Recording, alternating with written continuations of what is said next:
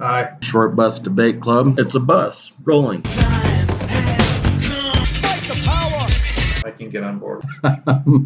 Hello, I'm Darren Jolly. It's time to get this short bus started. So let's roll and on with the show. Hey everybody, this is Brian Courtney again with Short Bus Debate Club. And of course I have Darren Jolly with me. Hello. This week, I did it again. I don't know what my deal is, why I don't know the difference between an episode and a week, but We'll get there, dude. this episode, we are going to talk about something that's really important, and most people don't think about it because they'd prefer to put bling around their neck or a Mercedes in their driveway or whatever. We're going to talk about water. It might not be as expensive as oil, but it should be. And it's definitely more fucking important than oil. So we're going to talk about oil from a few different aspects. Water from a few different aspects. Oil? What did I say? You said oil. Did I say oil? You did. It's all right. I meant water. It's kind of like the week episode thing. Yeah. That's a fucking... It could be because I'm fucking brain dead too. But anyway, we're talking about water. So I don't really know exactly how to start. I guess first I would say that we have a real balancing act going on right now. And what I mean by that is we have farmers that want the water so that they can water their crops, so that they can grow food, so that everybody can eat. But we also have a whole shit ton of people that want to drink water because, of course, if you don't drink water, you get dehydrated and die, which, for the most part, wouldn't be a bad idea for most of you. But... you are the true dick. So... you get dehydrated and die. But the reason I say that we have this balancing act going on is because there are lots of different water departments. Some of them are municipal. Some of them are county. Some of them are just like a water district, right? And they're all over the United States. And these water districts are in charge of making sure, well, their people have drinking water, and that if there are farmers in the area, they can farm with that water. The Bureau of Reclamation in the United States kind of tells these districts and water boards what to do to some degree by saying, well, we need this much water for said reservoir or said dam. And in the case of the hydroelectric dams, they're generating power. In the case of just a regular reservoir, they're storing water for whatever reason, flood control or whatever the case may be.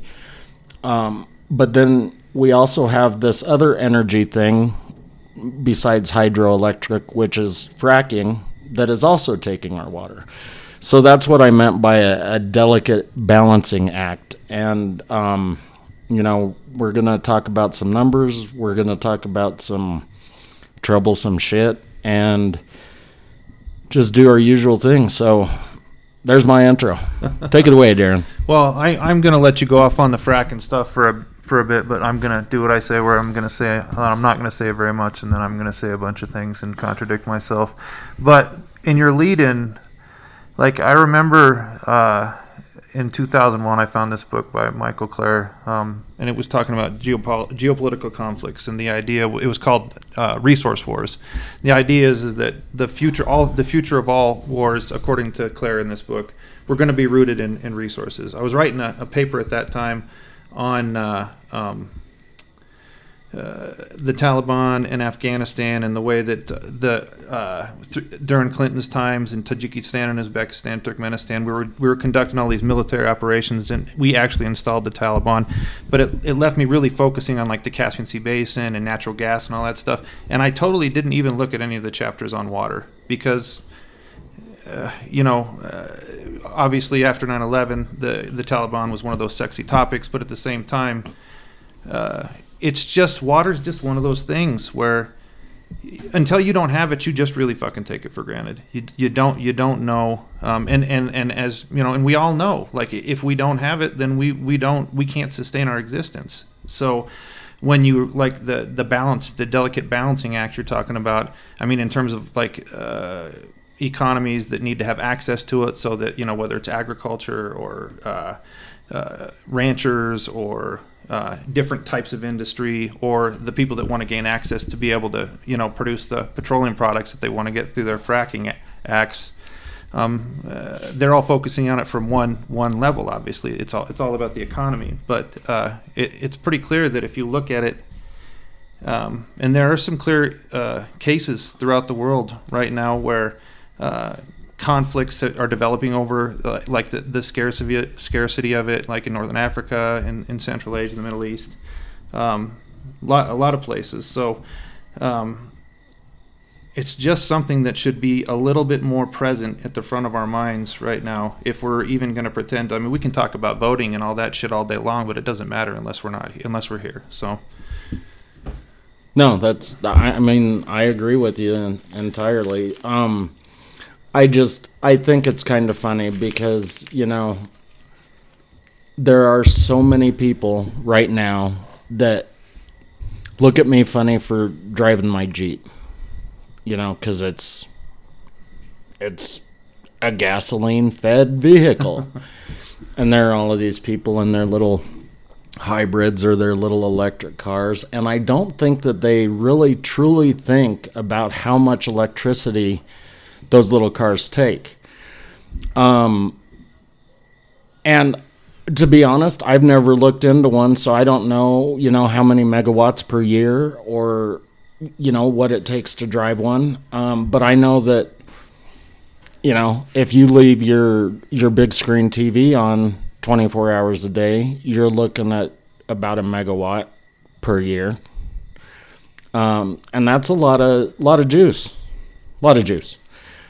And I'm guessing that a car is taking up at least as much as a big screen TV. At least. I don't know. But yeah, so we're in this balancing act, and things might have gotten a little bit better. But I'm not positive. Okay, so if you take the Colorado River Basin, according to the Bureau of Reclamation, again, that federal department that is in charge of maintaining the depth of reservoirs and generating hydroelectric energy, there are over 90,000 dams in the United States alone, but as of 2020, only about 2,300 of those were generating electricity. The reason that I mention that and the reclamation is because, well, I think we've realized historically that we do need dams and reservoirs.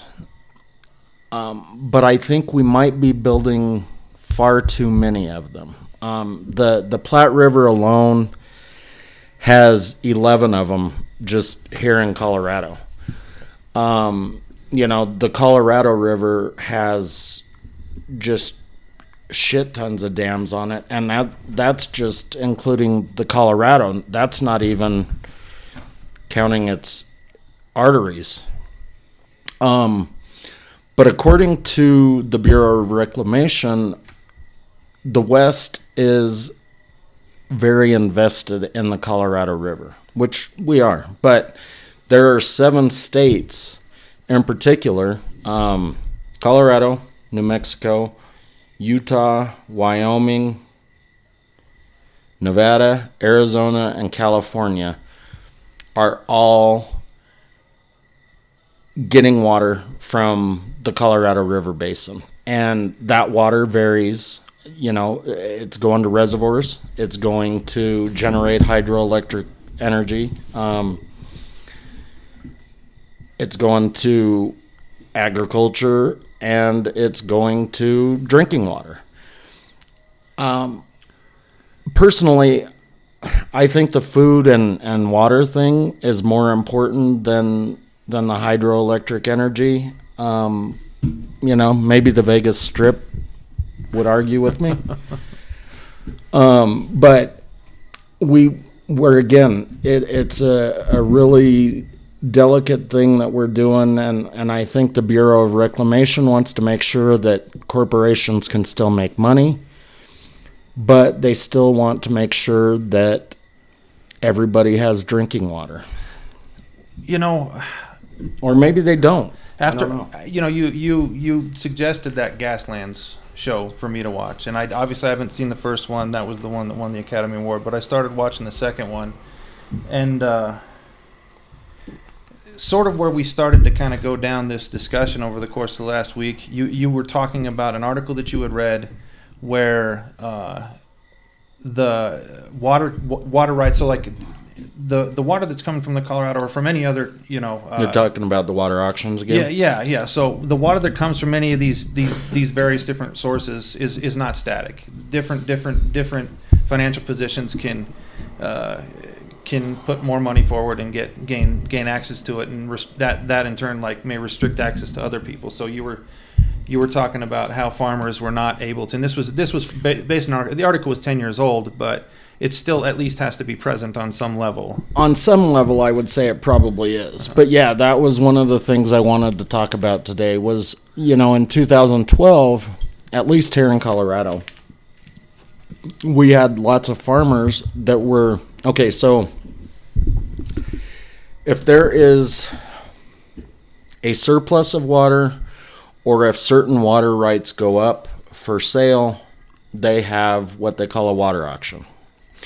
And generally speaking, irrigation states in particular, which is basically if you took the eastern part of Colorado and drew a border or just drew a line north and south through the United States and then went all the way west, those would be all of the irrigation states. Everything to the east of that line would be, for the most part, there are some variances, like North Dakota and South Dakota, I'm pretty sure, are high desert, so they're irrigation states. But anything east of there, for the most part, is going to be a rain-fed state. So the reason that that's important is because we have water auctions in Colorado. And back in 2012, these water auctions would come up and the farmer would go and say, okay, I want this many acre feet or this many cubic feet or whatever the case is at said auction. And they were getting outbid by the fracking companies because the fracking companies had, well, oil money and the farmers didn't. So they were losing all of this money or all of this water to deep pockets. And that was I don't know how long it went after 2012. I talked to a few people, one person in particular that said he didn't think was going on anymore. Mm-hmm. But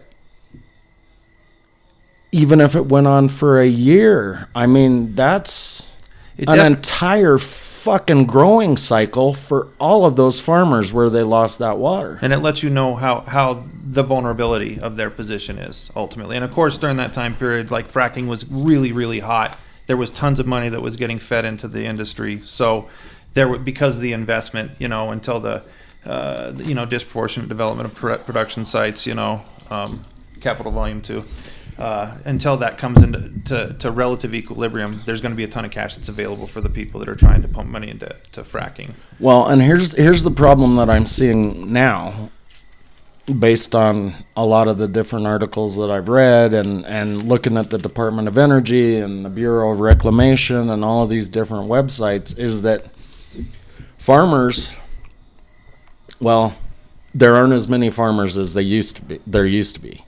So the amount of people farming has dropped off, while the number of people fracking, or companies fracking, has increased. And so even if the number of companies didn't increase, the number of wells that said company is mining, fracking, whatever, they have gone up. So the amount of water used in these fracking operations has increased substantially. There are estimated in Texas, there are entire cities and counties that are going to be out of water. Their aquifer is going to be drained within the next 5 or 10 years because of fracking operations. And so that means that all of these people, well, they're not going to be able to farm. They're not going to be able to drink. They're going to have to just flat fucking move. It'll be like the deserted towns from like Route 66. Like, right. You had these moments where there was a giant influx of, and then the industry changes. Huge and ghost towns and fucking sagebrush blowing across the dirt road. Well, and one, not another thing, like, and that this was talked about a bunch in that Gasland one, the second one that I was watching. It's not just the costs and the relative power that these positions have, but like you're talking about aquifers. I mean, the chemicals that they're utilizing to do the fracking in the first place. What do they call that? That weird ass, when it was like secret. Like a proprietary recipe. Proprietary chemicals. Yeah. Like some of the chemicals they were talking about it in this instance in northern New York, and when they were kind of trying to pull some of the chemicals out of the water that had been affected by these with the chemicals that were put in, there were like neurotoxins that were in some of these. I mean, and that's just, and because it's proprietary, then it's, it's like got patents on it or whatever. Well, and it's funny because a lot of them will say, no, our stuff is completely safe. It's 99.999% detergent. All it is soap, just plain old soap. Well, fuck it. If you pump enough soap into the ground, I'm pretty sure it's going to be bad for you. When Coors had that big spill up in Golden, I do remember that. I drink beer. I used to drink beer all the time, and I drank lots of beer. But apparently, spilling 1 or 2 beers, okay. Spill an entire fucking truckload of beer, and it kills fish and fucks up trees and grass and everything else. So no matter how safe soap is, if you're taking a shower, if you're pumping it underground, it's probably not as safe, especially if you're doing it over and over and over and over and over again. And the volatility of these chemicals is just a pure X, Y, Z, that we don't know what any of it even is, what it means, what it can amount to. And another thing in relation to that, and they were talking about it in this Northern New York instance, and also, and they wanted to be clear, this isn't just something that happens in poor communities. This happens in any community where there's a potential to gain access to these energy reserves. There was a guy had a 12,000 square foot house, and so you understand that in most instances, when you buy property now, you don't get mineral or water rights from that property. There are rare instances where certain things are grandfathered in, but they're very, very, very rare, and they're a lot fewer and farther between now than they used to be. But they put a pump. They started fracking. He could see the well. It was an eye shot from his house, but it essentially destroyed the water supply that led to their house. And how are you going to fucking sell a 12,000 square foot house after that? You're going to come buy it, and then you just have to cart your own water in, for your showers and for your dishwasher and for your toilet and blah blah blah blah blah. So, and I'm not saying this to be feel good or bad about one or the other. It's just that when the possibility for profits are there, and one of these drilling companies finds. They're going to go after it. That's their deal. So and now even if you do have the mineral rights on your land, because it used to be that you had to do like a straight shot into the shale, right? So there were no weird angles or anything like that, either horizontal or vertical, one way or the other. But it had to be straight. Okay. Now, with the technology that they have, if the shale is over there across the street, they can put the fucking pump over here and just run it across the street, like down into the ground and then across the street, and suck the oil right out from your yard, and you'd never know if you didn't know. Yeah. This is this fracking thing is there. Oh, another one in Pennsylvania. There was a company that they hired former intelligence people to come in and do psyops in communities so that they could lead these people along their path as they were creating legal parameters for these drilling companies to come in, and just essentially manipulating them into having doubts about this, separating them from each other to where they're not working together and coming against the drilling companies. I mean, the psyops thing was becoming a pretty common. That's kind of some old school shit, though. DuPont did that to all of those guys in West Virginia, was it? I don't know. What are you talking about? Well, they did basically the same thing. They had miners. Are you talking about, or what? No, it was it was the Dow Corning the chemicals and all. Yeah.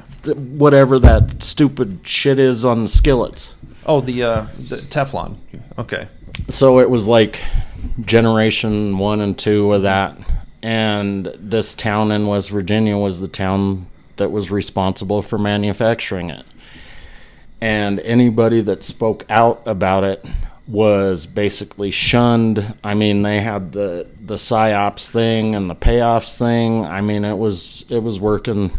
But, Dow Chemical is a multi-billion-dollar conglomerate, so sure, I know, and I know it's nothing new, but it seems so odd that these things just continue to be so pervasive in these environments where we romanticize that we're actually being effective actors in our communities, and there are so many intervening, countervailing forces that are making it very difficult to be able to do stuff. Well, I didn't want this episode to be just about fracking. Mm-hmm. I mean, because I really do think that water is extremely important. I mean, and one of the reasons, you and I talked about the fracking thing before we turned on the mic, and I mentioned the 2012 thing, and it seems like, again, they figured out kind of how to make it to where the farmers are at least getting their fair share of water. But like I said, now there are fewer farmers and there are more wells. So the number or the amount of water is again disproportionate, because the frackers are just saying, well, we're taking our fair share. We're not outbidding somebody. We're not doing this. We're just getting what's ours. It's just fair. It's a fair shake. But what's happening in a lot of states is that this, I don't know if you would call it black water or gray water. So basically, if you take water from the river and you water your crops, it will eventually work its way back to the aquifer and or the water cycle as a whole, right? Groundwater and all that other stuff. Yeah. But in a lot of these states, what's happening is they're using that, I don't know what the fuck to call it, recycled shit water. That we have no idea what really is going on What with it does. because of those proprietary chemicals and Right. shit. And now they're watering crops with it. Okay, so if you follow the same logic where that water gets to the aquifer and that water then joins the water cycle because it goes back to the creek and the creek goes to the river and the river goes to the ocean, whatever, then we're polluting ourselves in a couple of different ways, right? Because the food very possibly is contaminated. And then the aquifer may or may not be contaminated because it's not like they can just run down and dip a cup in to take a sample.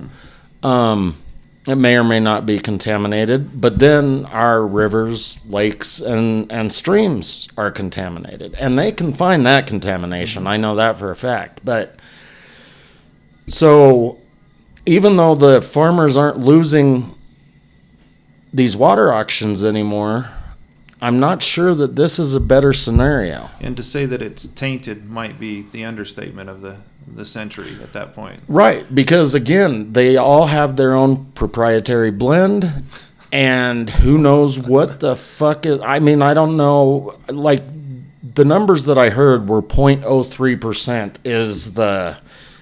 But like the you said, that chemicals means they don't- nothing because right. certain chemicals are more volatile than others. It really kind of depends on that. And in relation to this, like, sometimes the bullshit rhetorical dispositions that come out in response to it is that there's 70% of the earth is covered by water, but only 3% of that water is fresh water, and only 1% of that 3% is water that we actually have access to that isn't a part of the ice caps. And we don't really want to fucking thaw the ice caps. I'm pretty sure, I don't really want the day after tomorrow to happen, Don't worry, it won't.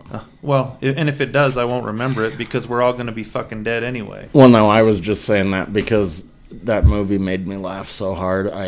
I just couldn't stop laughing. Okay, why douche nozzle? Because it's so fucking cold it freezes helicopters out of the sky.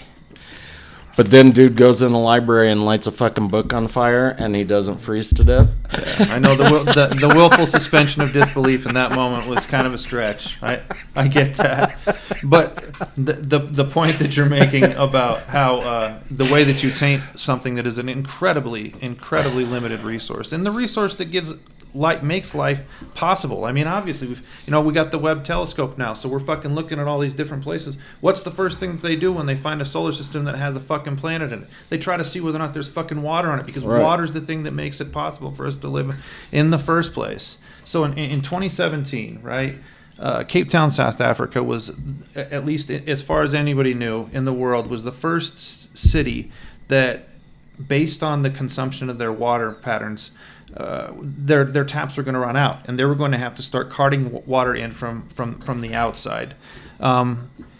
As they got closer and closer to that day, to their credit, they actually managed to be a lot more conscious about things. They weren't, you don't flush the toilet as much. You don't, they only would take 2 showers a week. I know that's not lovely. I know I stink pretty bad when I don't take showers, but they did a bunch of things to conserve the water. And it wasn't just people, it was industry, because while us being smart and intelligent with regards to our water consumption, human activity with regards to what we consume, it only accounts for 10% of it. The other 90%, generally speaking, is coming from agriculture industry and ranching. Yeah. So and on that level, when I look at those moments, that moment where they sort of came together, and they've managed to keep it to where they have not run out of their faucets, but they have to be very, very, very careful about it.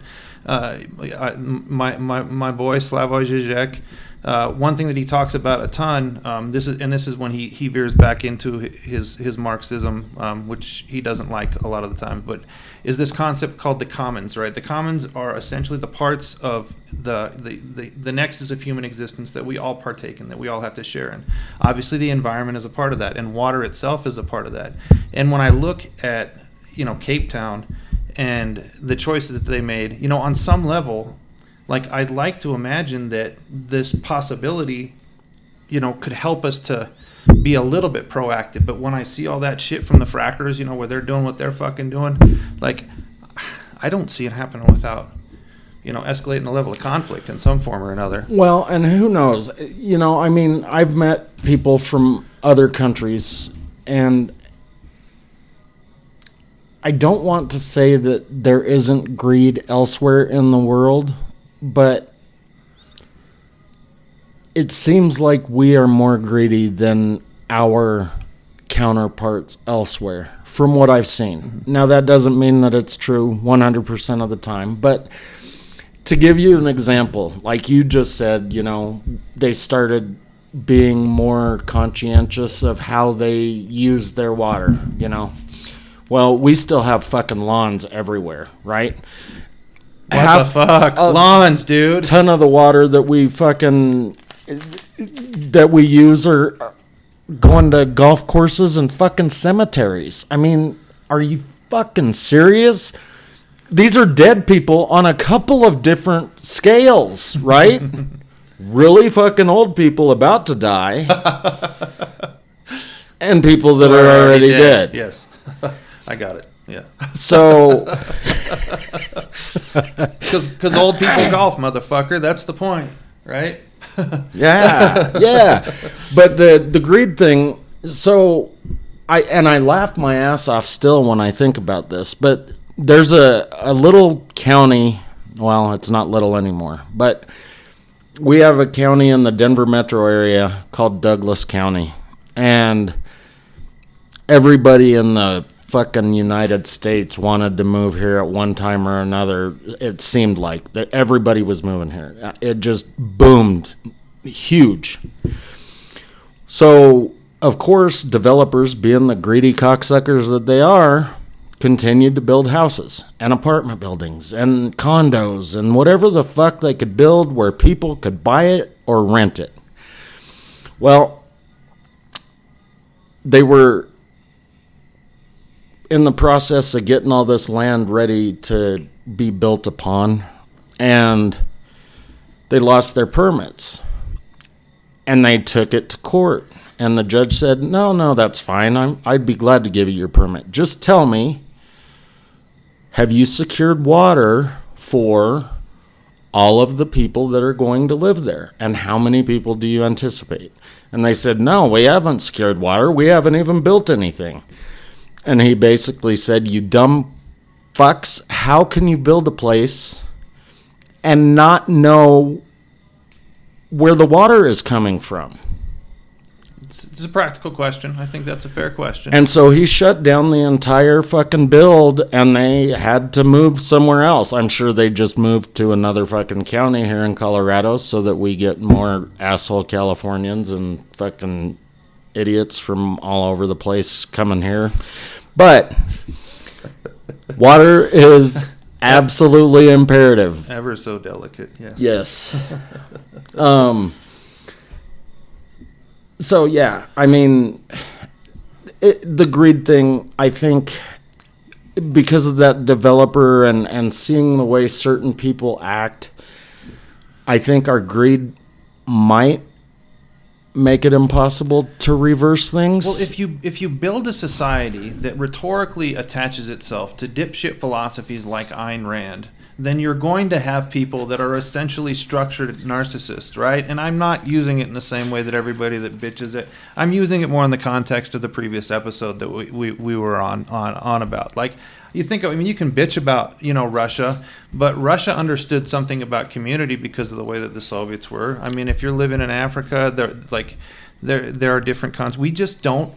Like in the United States, it's all about number one, structurally. So I think that probably, I mean, it may not be an absolute truth that we're the greediest bastards and that we only tend to take care of ourselves, which will make it very difficult for us to ever have a sort of like a greater communal sense of consciousness that will allow us to, maybe institute some better policies and actions and attitudes towards water than other countries. I mean, we're making some moves like that, at least. I know, like, in lots of places in Arizona and Nevada, they're doing xeriscaping, so you can't have a lawn. Is that going to do it? No, No, that's yeah. not going to do it. They're doing xeriscaping here, or In making Highlands, sure. in Highlands Ranch they push for it a ton, so not as much as they should because everybody loves their fucking grass. I hate grass. I don't know. I was always a big believer in just fucking letting it grow, but they all want some pretty manicured shit. I want like a fucking Like natural ground cover Yeah. would be okay. Yeah, I don't have a problem jungle with that. type shit that you gotta hack through. Are you gonna put your hat on and get your machete and Where's the front door? just getting to the door. Yonder. Putting on the shrimp on the bobby. Yeah, my Australian accent's about as good as my British accent. I know. You know, I always liked like Frank Herbert and Dune. You know, I mean, I like the idea. Like, how prescient was that dude? Yeah, when he was like all the water concepts that he brought out in Dune, like the still suits. Yeah, and the Did you worms. see the new one yet? I watched it. I'm holding my. I'm not going to say anything negative about it until I see how it connects to the second one. I mean, that's such a complicated. I always said if I was going to teach kids international relations and like environmental politics, like through science fiction, that would be one of the first books that I would use because I mean, it's fucking. And he really did. The still suits were awesome. So, and the fact that the rarity of water led them to, band together essentially and to become militant as they banded together, which is not something that I'm saying you should be doing, but The Short Bus Debate Club does not endorse radical ideologies of any sort. Militarization or otherwise. Yeah, you can't even fucking say it without laughing. One day we're gonna have to tell the whole story of the ONI guy. Not today, but that was a funny one. So yeah, I mean, so there is some more irony here, right? I do buy bottled water, and I know plastic needs to be recycled or not used at all, and it's bad for the environment. Yeah, probably the latter. Yeah, we got to get rid of bottled water. But I see on the shelves, so when I buy bottled water, it's natural spring water, meaning that it comes bubbling up from the ground. Does it actually bubble? I'm pretty sure, yeah. Well, depending on the spring, maybe. But Aquafina is purified tap water, which please don't sue me, PepsiCo, if you're listening to this podcast.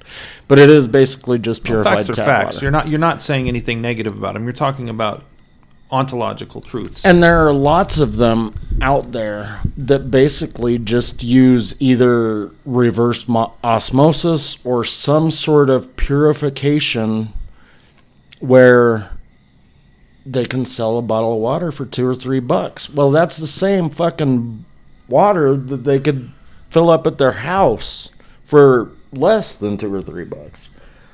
And then you wouldn't have to recycle the bottle. Merchandising.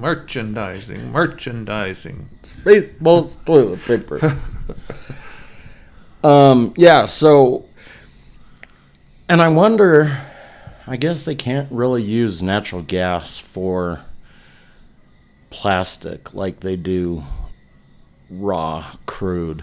I'm great conceptual with science, but I'm not a hard science guy, so I don't know if they can or not. I don't think they can. But I was gonna say that would be fucking super ironic if we were bitching about our water being used for fracking, and then they made plastic bottles out of it, and then some dipshit bought the plastic bottle at the gas station, and just so the cycle continues. Another thing that occurs to me when you're talking about water, and as you move away from groundwater to tapping into aquifers, Mexico City is a really good example of this kind of a dilemma. Mexico City's fucking sinking. It's actually sinking because all the water that they're going to be they're slotted to be have gone through about 50% of it based on consumption patterns for right now, right? Roughly 22 million people live in Mexico City. But based on consumption patterns right now, they'll have moved through about 50% of their aquifers. But my God, dude, people are going to be fucking falling through the fucking earth. Does Mexico City sit on more than one aquifer? I don't know how they connect. I mean, I didn't, they just said that it was, they could literally see that the city was falling in certain spots. And I know, so anything one scientist says, I can find a scientist that says the exact fucking opposite for whatever study I'm doing, right? Milk is good for you? No, it's not. This sinkhole was caused because of fracking or the draining of the aquifers or whatever the case is. I'm going to find a scientist that says, no, it absolutely isn't. But Mexico City isn't the only city, or Mexico isn't the only country that's having issues with sinkholes. I mean, they're happening here in the United States, too. I know that we had one in Arkansas not too far back. There was one in Missouri, I think. Dude, my fucking mom and dad were driving down Parker Road about a year and a half ago, right? And it was raining like fucking crazy. And there was this kind of pothole thing. And my dad just thought it was just like a normal fucking pothole thing. When he hit it, the car went, it blew both the front tires when he got through it. And he got about 100 yards up and pulled over to the right and turned around, and there was another, it just dropped straight down in this fucking car.